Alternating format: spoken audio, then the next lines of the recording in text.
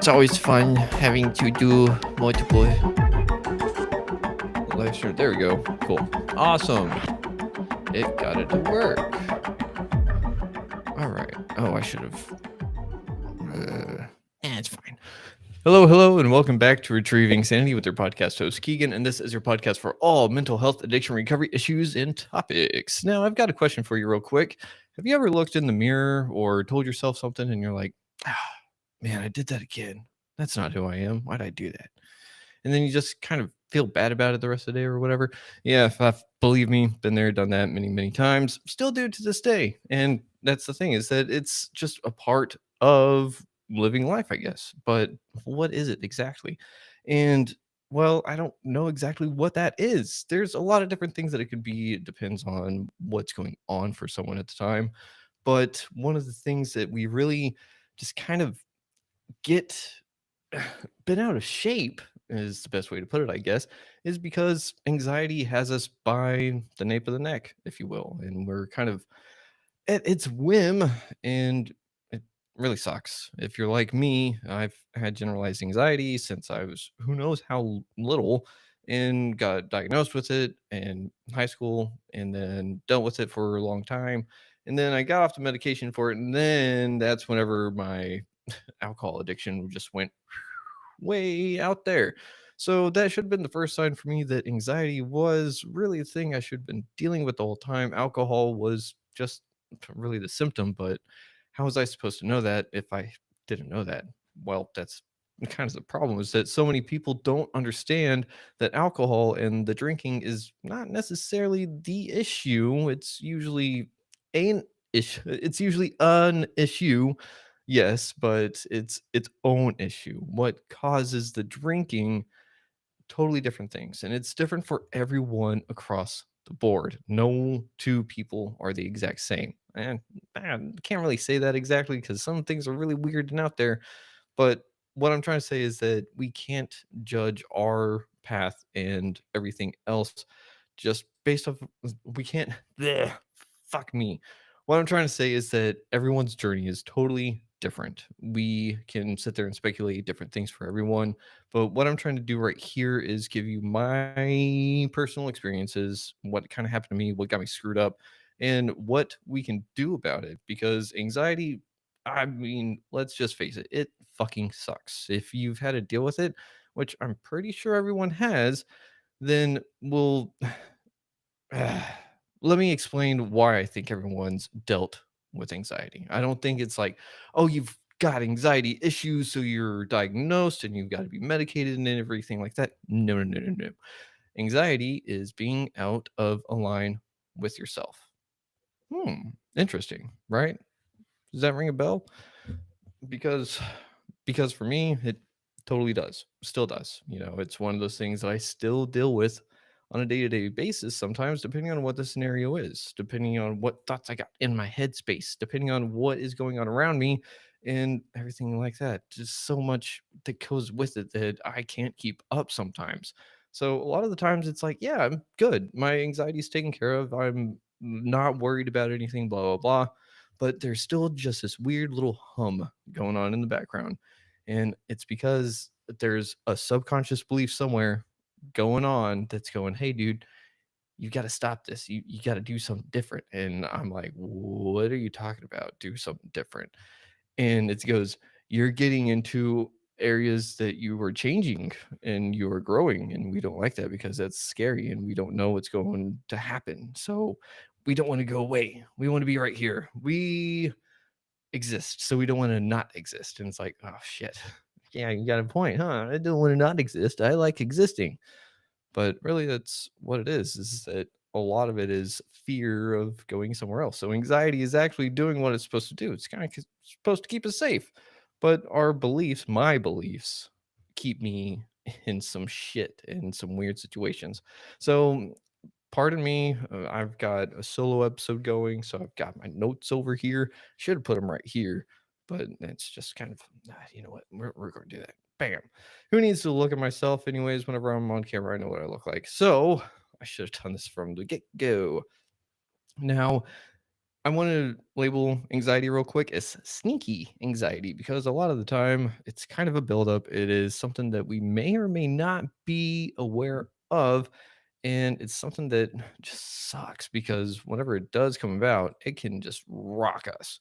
But it's kind of like, where did that come from? And if we really think about it, we can pinpoint where it came from. It's just that we may have been blinded to it because we thought it was totally normal.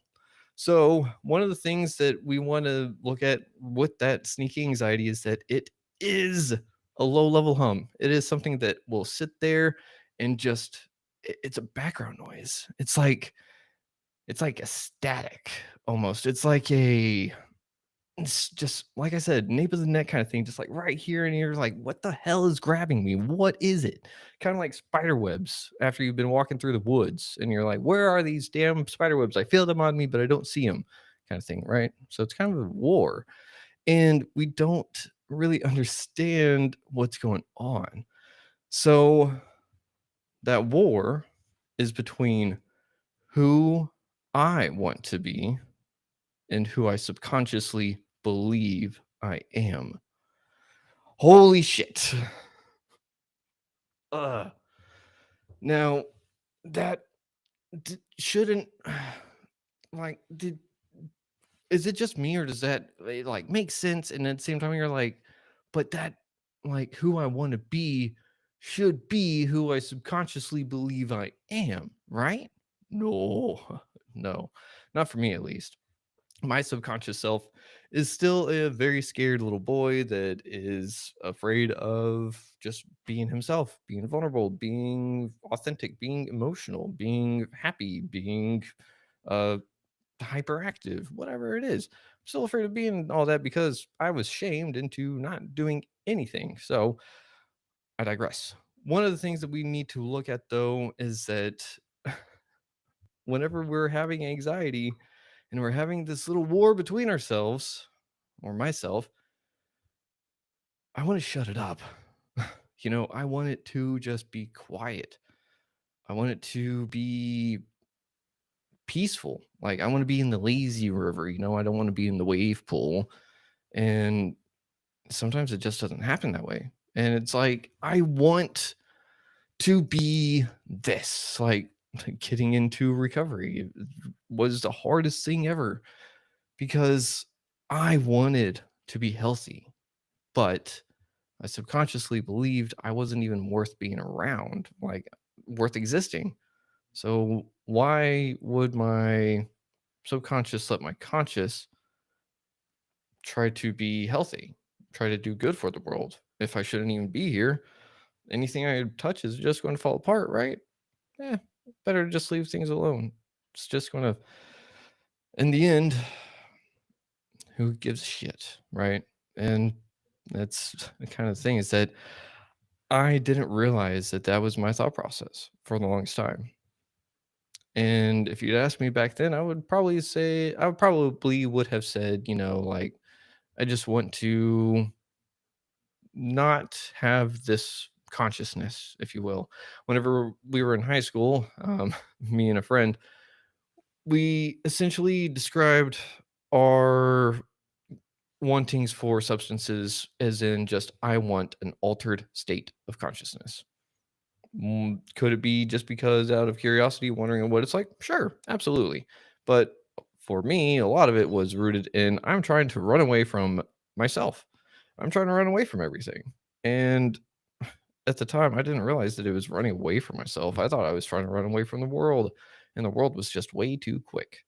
But one of the things that happened early on in childhood that kind of just led this all to go who knows where was just being up late at night one time. I don't even know if it was that late. Whenever you're like 3 4 years old, time is kind of irrelevant, right? Especially whenever you're told to just go to bed. So it was my parents arguing and loudly too, and I don't remember everything that was said. I was little and scared as shit. So all I know is that it was an argument about me and having to be playing with my sisters earlier that day. And it was like, okay, that's weird, but whatever, you know. And that kind of just really stuck in there, that because my mom was getting in trouble, right? So my mom was getting in trouble because I did something that my father didn't like. But okay, so what I have to do is just do what dad likes me to do all the time. And that way mom is always okay, And then I kept messing up, and I could never tell what made my father happy. I could never tell what made him tick. I could never tell when he was in a good mood. I could never tell when the next bomb was going to erupt. So I walked on eggshells and learned how to read people very quickly, and also their energy and just all this other kind of stuff. But I really didn't pay attention to me. And anytime I tried to, I was shamed out of it. I was kind of told, like, don't cry at funerals. Like, fuck. I was also told, like, be strong. You don't cry for nothing. If you're crying, I'll give you something to cry about. That one always sucked. But I mean, it's just little things that I would do that was like, here's an example. How do you hold a pencil? Do you hold it with your right hand or your left hand? I don't give a shit. I'm ambidextrous. Not as well with my left hand, but I'm pretty good with it, but I'm mostly right-handed. Now, the thing is, how do you hold it? Do you hold it like this? Or do you hold it like this? Maybe you hold it like this. I know someone that holds it like this, right? So, how do you hold your pencil? Because I liked to hold it like this. I liked this. I could actually draw and everything. I was fine. Two fingers right there. That's how I like to hold my pencil. And I got in trouble for it because I wasn't holding my pencil correct. So I was forced to write like this. And I can still do it. Like, because of that, I can now do my fancy little spin trick, which is not that fancy or anything, but it looks cool.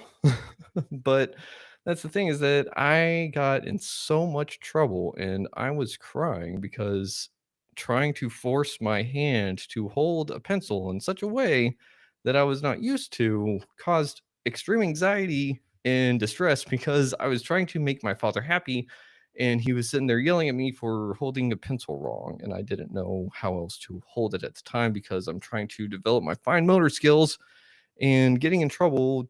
And yeah, it doesn't seem like it's that much of a difference nowadays. It's nothing. Nowadays it's like I could write like this if I want, but whenever I'm growing up, it's like that's a big deal. Like this, there's a lot of different stuff that's going on in there, and I don't think my father realized that at the time. I don't know if he even remembers that incident. I do. And that's the thing, right? We have anxiety that leads us to all sorts of memories whenever we really dig into them. And what is the issue? Because addiction or substance use is usually the symptom, which sucks. So, anyways, I didn't expect to go into that. So sorry about that. Uh, but what I do want to say, though, is that that voice that just kind of developed, it stuck with me. It stuck with me, and it's still there. And sorry, I got to tell it to shut the fuck up, because sometimes that's what you got to do. You don't, some people say you got to be nice to it and stuff. No, after speaking to Emma, that inner narcissist to me that is actually the anxiety and shame ridden part that is trying to control the situation to make me fall in line with it. Nah. Those are all things that kept me powerless. They were all things that kept me at other people's whim and beck and call. And they were also the things that just ultimately made me really ultimately feel and just completely embody nothingness, like numbness, and I shouldn't be here, like just absolute existential dread. And having that kind of dread whenever you're fucking 10 years old sucks. So, whenever we're dealing with that, it's like, okay, now what? So, I kind of want to give you an example real quick, just to kind of lay in the whole this is what anxiety is, and it's not you that's making your life kind of shitty, you know? If you're feeling a little tangled up here or here, it could be anxiety that you don't realize is actually trying to tell you something that you may be moving in a direction that is totally new to you, right? And maybe that's good, maybe that's bad. Your anxiety doesn't know the difference. In fact, anything different than what anxiety believes to be good is the absolute worst thing ever. So, buckle up. I'm going to give you a couple of analogies of what anxiety kind of is actually like. Each one is a little bit different, but they each are letting us know it's not us. Ready? Number one, it is the AC in your house. Okay. Interesting, right? So now here we go. Imagine your life is a house. Okay. Now your conscious mind or your willpower is a space heater, or it's just you being active in your house. Now, we want our space heater to be on, right? We want to be active, we want to be moving. Life creates heat. So, if our anxiety is the AC, well, our subconscious mind or the anxiety, the AC, is set to 60 degrees. And whenever we're set to 60 degrees, it can be those feelings of unworthy, the anxiety, the not safe feeling, stuff like that. And what happens is as I'm moving about the houses, I'm going on, getting things done, cleaning up everything, I'm starting to heat up the space around me. And then the AC goes, oh, this is not right. We should bring it back down to 60. And then that's whenever the bad thoughts start coming back in. So it isn't so much so that the AC is broke. It's doing exactly what it's supposed to do. We're trying to keep our environment at a certain level, right? So that's what the anxiety is trying to do. It's trying to keep us in a space that it knows and recognizes as safe. So why the hell is feeling unsafe a safe spot for me? Because it goes back to attachment styles and how our parents raised us and everything like that. And it's pretty screwed up whenever you realize that some negative things as in emotional unavailability and stuff like that can be what you're looking for in a partner because that's what you were trying to do with your parents. Ouch. Sorry, Dad. But uh and that just goes back to like a whole nother situation that I'm sure a lot of people know about, and they probably go, yeah, that's it. Anyways, analogy number two, the backseat driver. Now, this is a little bit of a weird car. You're in an experiment of sorts, and you got a guy that volunteered with you, except he is blindfolded. He's going to be in the same car as you, but this car has a steering wheel in the back seat. Why? I don't know. But you have a steering wheel up front too. So he's not your driving instructor. He's just someone that's just going to try to get to the same place as you are using an outdated map from 20 years ago, and he's blindfolded. So, yeah, how does he see a map without I mean, with the blindfold? But it's an analogy. Let's just work with it. So he's using a map that is 20 years old. It's outdated. Routes changed. Some floods took out this road over here, blah, blah, blah. Anyways, as we're going along, I'm the one that can see everything. So it's like, oh, my recovery starts over here. It's this way to the left. But the guy is sitting there and he's really good at his memory. So he memorized the map and he's like, oh, okay. So coming up, I think in about like 20 seconds, we'll be going right. And so whenever I start going left, he goes, he feels the left and he goes, oh no, this is not right. And then he goes right. And then that shake, like the car, that's the anxiety. That's the feeling of like, oh, this is not good. That just the feeling of like, I want to go this way. Why aren't I going that way? Did I? Anyways, I want to go this way. Why can I not fucking go there? It's like something is just dragging me back this way. It's the subconscious thoughts, it's the subconscious beliefs. Go figure. Now, the last one, this one's for my techie friends. Analogy number three, the operating system. Now, it's corrupt and we don't know how else to fix it. So, our body is a hardware and actions are the apps. Okay. So, if say we want to install a new app like sobriety, then we might have to delete something else back there. But the conflict comes whenever a new high functioning app that is trying to run on an old operating system. So the old operating system has the anxiety in there, right? Right. So whenever it goes, uh, let's see, yeah. So you're trying to upload a new app, and the operating system don't take it. Well, maybe the computer just won't run it or anything, and the app crashes. Well, guess what? You need a new operating system. So you have to go get a new computer, but you can't really get a new body, right? So you have to kind of rewire your subconscious. But that's the thing, is that whenever we're sitting there trying to download these new apps, these new habits, these new diets, whatever it may be, we're sitting there and we're fighting that internal struggle of like, oh, this doesn't belong here. I can't run that yet. I'm not mature enough, maybe. And that's a whole nother topic that I don't want to get into, but it's weird whenever you're like, oh shit, I'm actually maturing now. Oh, ew. Like, ugh, whatever. Anyways, for those that don't understand the addiction cycle, let me run down for you real quick. We have an emotional trigger, we have the craving, we have ritual or using, no, ritual, then using, then guilt, and then, yeah, that's it. And then it's just right back into it. And it's pretty harmful if I had to say so myself. But one of the things that I want to talk about on that is that the anxiety is part of it, right? Anxiety fits in that cycle because, listen to this. We have a trigger. Subconscious belief flares up, such as, I'm not worthy, I don't belong here, I shouldn't be here at the moment. So the response to that feeling is anxiety, because I am in the spot that I shouldn't be in, but I am here, but I shouldn't be here.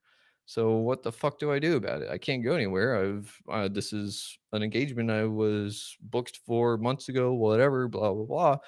What do I do? Oh, I know. Alcohol fixes everything. So I go and drink. And then what happens?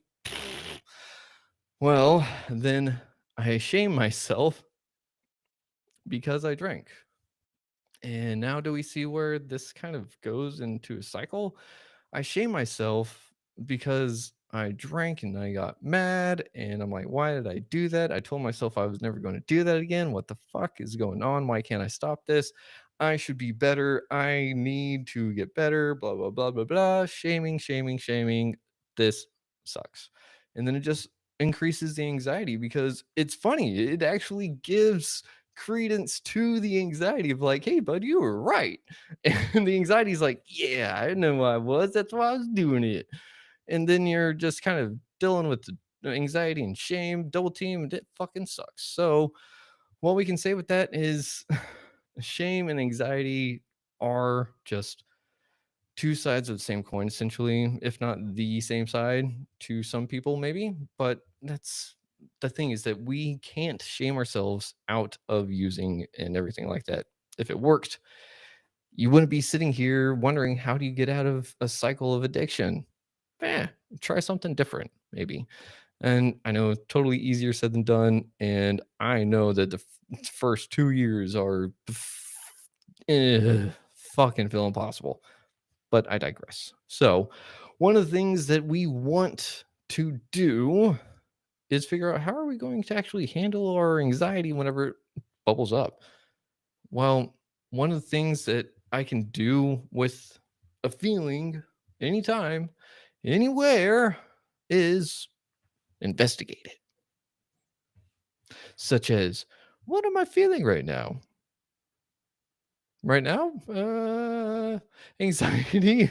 Why? Because I feel like I'm not prepped enough. I feel like I'm not a professional. I feel like I shouldn't be doing this because no one really gives a damn, but I'm doing it anyways.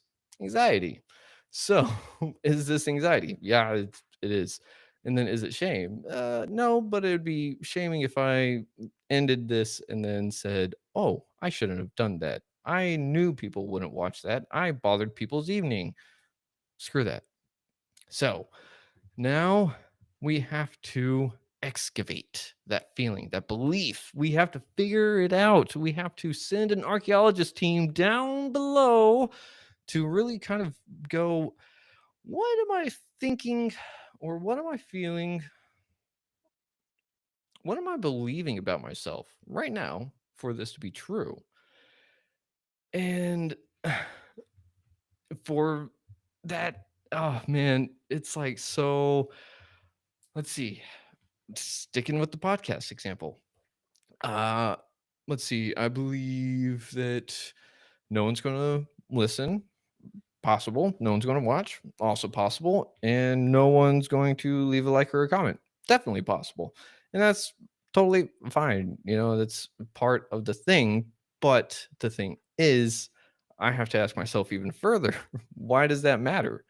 Because at that point, is it validation? Is it that anything is actually working? Is it that message is being heard at least?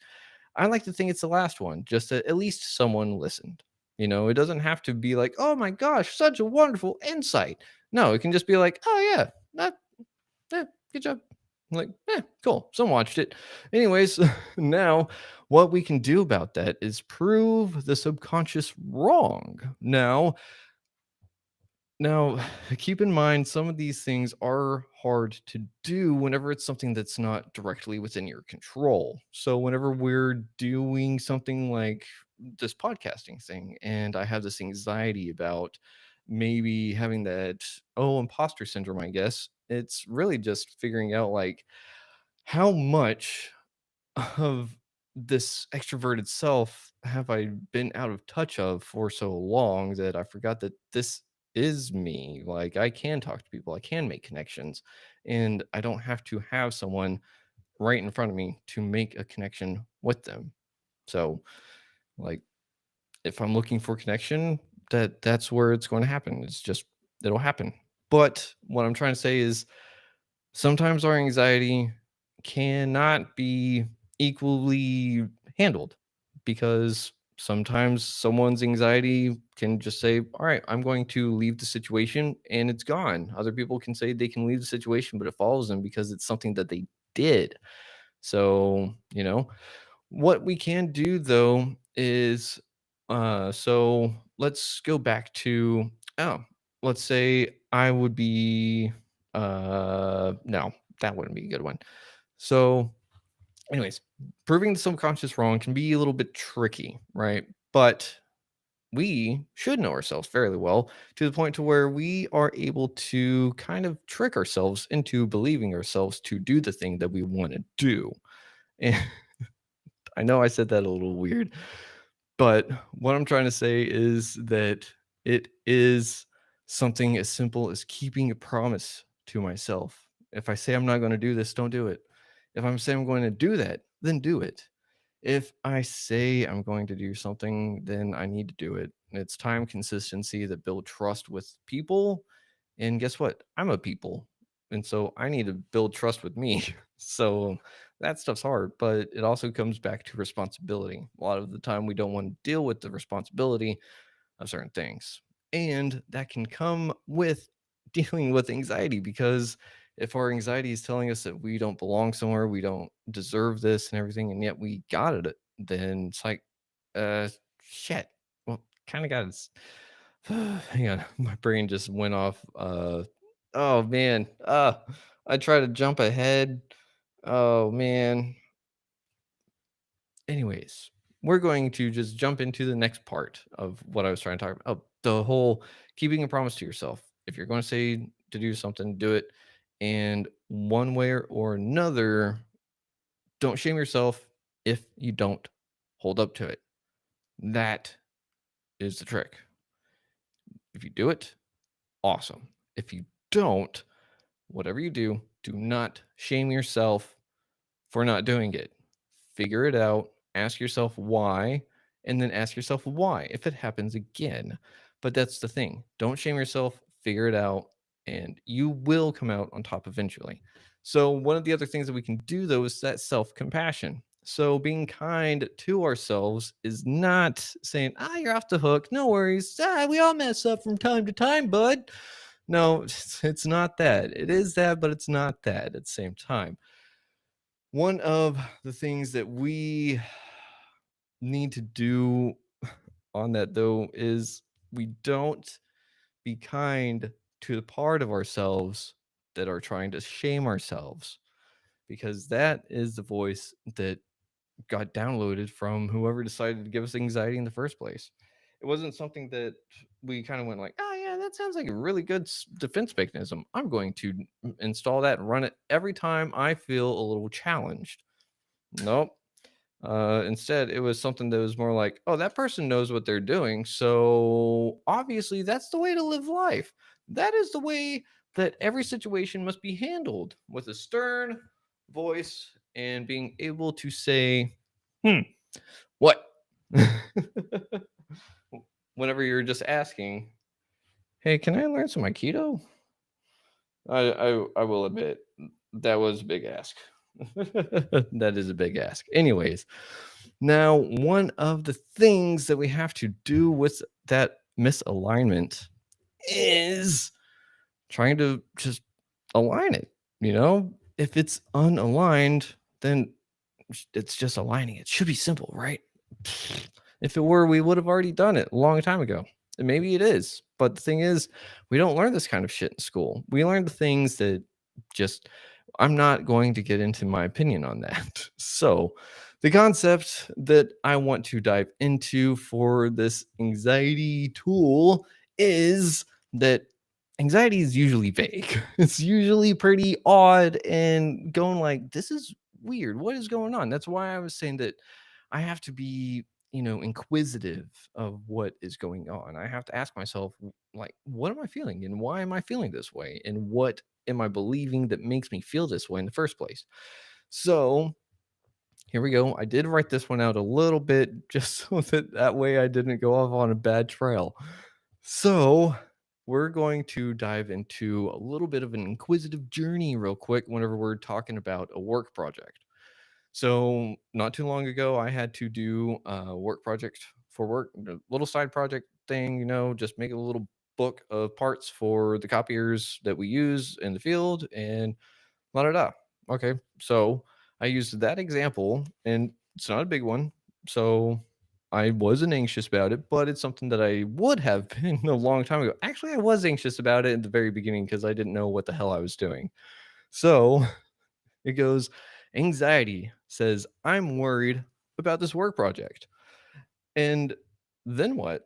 Um, like, why? Why? Because I might mess it up. And what happens if I mess it up? My boss will be mad. Okay. And what if he is mad? I might get fired. And then what if I get fired? I'll be a failure and no one will love me. I'll have lost a job once again. And then that's the thing.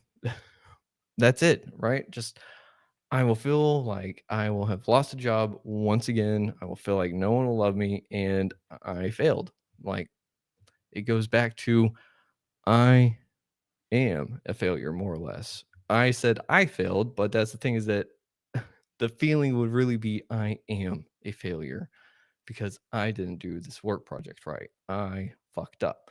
I am a fuck up.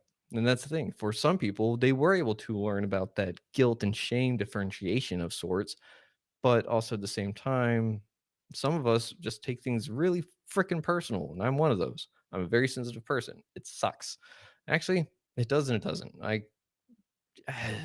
Yeah, it has its pros and cons. I'll leave it at that.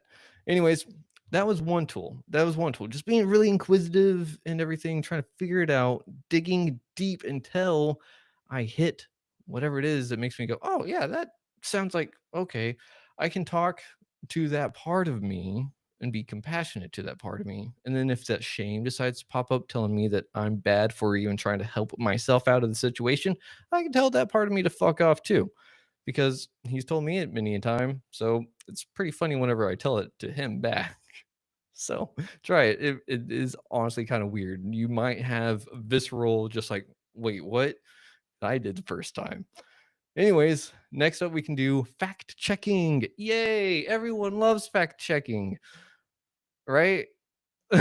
So the thing about it is that our subconscious likes to lie. Anxiety is lying to us all the time because, again, remember this roadmap, these beliefs are from years ago, man, years and years ago. Like whenever I was speaking to Julian, a lot of my subconscious beliefs that I hold about myself stem from 3 to 4 years old, trying to see the world and everything in such a narrow mindset and view, and that everything is my fault because I fucked up, because I exist. No, like, it's cute to think that way, but it's not truth. And some people might actually get mad hearing that, like, oh, that's cute that you think that way. But whenever you're so young, you are very centric. You're trying to figure out the world around you, and you learn the world around you, and in doing so, you learn you. So that's where a lot of our stuff kind of comes into play. Sorry. Uh, Hang on. Jordy is messaging me. And she's not doing well. Oh, uh-oh. Okay. She's good. She's not feeling too well, but she's okay. Um, she's at work. So, anyways, with the subconscious being a freaking liar, what can we do about it? Here we go. So, what it does, I don't know if I want to do this or not. It creates fake news, man. So, what happens is that the anxiety is a, a criminal of sorts, right? And it got caught by the police and now it's in court. I don't know how I came up with this one. It was a little weird. Um, so the thought is such as, I can't handle this, I'm going to fail. Or we can even look at it in the lens of recovery on this one. I can't do this, I'm going to relapse. Okay. A lot of people think that they can't not use a substance. I was one of those people. I couldn't imagine myself 5 minutes without a drink. I couldn't imagine myself 2 days without a drink. And then it happened. But before that, my thoughts were running like this: I can't handle this. I'm going to relapse. I'm going to fail. And what I have to do, the conscious part, has to sit there and say, objection, based on what evidence? And then can you pull up 3 to 5 different things that actually prove that point correct? So, one thing that we can do is, if you are in recovery and you're early in it, say maybe 5 days, maybe 2 weeks, and you're sitting there and you're having these bad thoughts and you're saying, I can't do this, I'm going to fail. You're going to relapse when? You've got 2 weeks under your belt, you've got a few days, you've got time under you. You aren't failing whenever we spoke about it, right? So we can also say that we've done sobriety before. Weird, right? It's like, wait, I did? Oh, yeah, that's right, I did. And we can remind ourselves that we can deal with life without it, but it's usually the substance that is making life bearable. And, and that's the part that we need to really work on, is that, again, if someone is using and abusing things like that, they're really just really, really hurt. So, like, I don't know how to make people care for other people. There's nothing I can say and do, except for this podcast kind of started out that way. Um, So the other thing is, we can also say, I reached out for help because I was feeling like I was going to mess up. So I reached out to someone and they reassured me that I was doing all right. That is good too. And even being able to sit there and say, I caught myself in the act of thinking badly, that's a pat on the back too. So many times do our thoughts and emotions just run and just be free sometimes. But whenever we can sit there and we can catch them, whenever we can catch the pattern and recognize, I didn't mean to do that, but why did I do that? And you can catch it. Even if it's after the fact, that is still something that is growing you, because guess what? Next time you're in that maybe same situation, maybe a similar one, if you're really trying to avoid what you did in the past, you'll be on the lookout for the patterns to stop whatever happened from happening in the first place. But you have to be inquisitive. You have to figure this kind of stuff out. You have to ask questions. You have to be uncomfortable with yourself for a little bit. And it sucks. And anxiety likes to keep us in comfort. So that's why getting out of it can really, really suck. Whenever you're in addiction long enough, that is your safety. That is your home. To get into recovery is to burn it all down and say, I don't want to come back. It's a big step. Not a lot of people really think about it that way. But like, if you've ever seen Full Metal Alchemist, they say that they were burning the house so that they didn't have anything to come back to. But really, it was twofold. It was that and trying to run away from the problems. So look at it however you want. Whatever. I'm sorry. Did I make a bad? I probably did. Anyways, tool number 3 is coming with values and alignment in that. So, if the anxiety is coming from misalignment, which of course most of it does, in my opinion, then peace comes from having that alignment. So, what we need to do is this: we're going to do a quick morning check in. Actually, but right now it's evening. So, we're going to do a quick evening check in. I'm going to ask, what is one thing that I did today that aligns with the person that I want to be? Ooh. And I'd have to say, hmm, I mean, I'm doing it right now. Um, but podcaster isn't necessarily who I want to be. I want to be a good person, right? I don't want to be a bad person, because in addiction, I was a bad person. I may have had a good heart. I was not a good person. And so what I can say is that I was a good person today. I helped out at Walmart. Whenever I got my groceries, there were 4 carts around my car, and I put them all on my cart and brought them up to the front. So because I was, uh, the cart thing was further that way, I was closer to the front of the building. So I was like, yeah, whatever. So I don't know. That sounds pretty cool. Like, didn't sit there and make someone's day or anything like that. I didn't get like $5 for doing it all of a sudden or whatever. But that's the thing, is that like, I just want to make people's lives a little bit easier. Someone didn't have to go get 3 other carts. So there you go. One of the other things that we can do is sit there and just really just go, why? No, hang on, not why. We can say something along those lines of, essentially we can plan it out, right? We can say, what is one thing that I did? Or we can sit there and say, what is one thing that I want to do to prove to myself? So it can go one way or the other. And I think that it might be cool to sit there and do it to where you set an intention or so, like at the beginning of the month, and then at the end of the month, see how much you aligned with it. Instead of doing it, I want to draw this in and be this way, and then reflect on it at the end of the day. Could totally do that too. I'm not saying that it's not going to work. Every person's a little bit different. What works for some will sit there and be like, that like sounded interesting, but it didn't do anything for other people. And so who knows? If it doesn't work for you, it doesn't mean it's not going to work. Maybe give it another shot, but tweak it a little bit. That's Massimo Rigotti's explanation for, not explanation. What the hell am I talking about? That's how he got sober. He just sat there and he would try something, and if it didn't work, then he would try it again, but tweak it a little.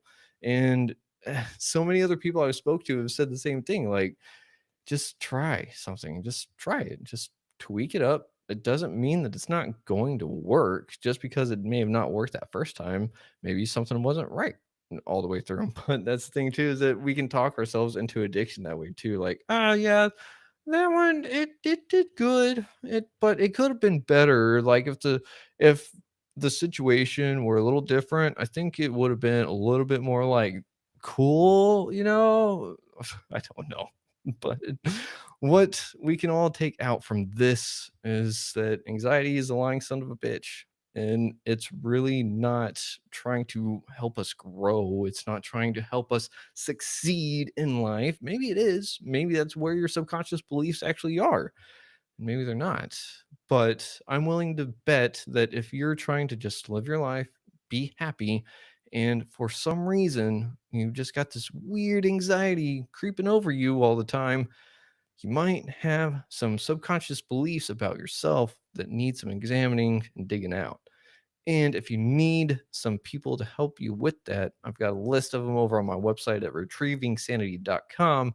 And maybe I'll get there one day myself. But for now, I'm just here to be a friendly ear, a warm hug if you're around. And I mean, just here. And that's pretty cool to say. Like I'll be here. I'll be hanging out and I don't have to be like, I'm obligated to be here or something. It's like, no, I'm choosing to do it. There's a difference. And whenever, I don't know, there's still parts of me that, like I said, still feel out of alignment in some ways. And whenever I think back on those, and it just ultimately goes back to, I'm afraid I will disappear whenever I'm better. Fucking weird, right? Like, I'm terrified that I'll cease to be me whenever I get better. Damn. And yet at the same time, I'm trying to become the person that I was before the addiction. Holy shit. Life is weird. So, if you got anything out of this episode, if you laughed a little bit, thought I was silly and just should shut up a little bit more often, go ahead and leave a like, leave a comment, say whatever you want. I'll read it. Maybe I'll read it. I'll respond accordingly as well. But really, what I can say is thank you for listening to Retrieving Sanity. I don't think this one's going to make it to the radio. And what I can say is that, fuck, I wouldn't be here without each and every one of you. In y'all's own way, y'all have helped. And like, it's just pretty freaking cool. Whenever we realize how much of a spider web, per se, of life and our interactions with each other really are, makes life really, really cool. But it also makes it really, really frustrating at the same time. But we can sit there and we can recognize that we're all humans. We're all trying to do the same thing. We're all trying to have a good life. We're trying to love ourselves, love our families, our friends, have a good time doing whatever it is that brings us joy to our hearts.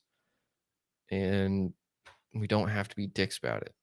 Sometimes that makes people happy. Why? I think they're really, really hurt on the inside.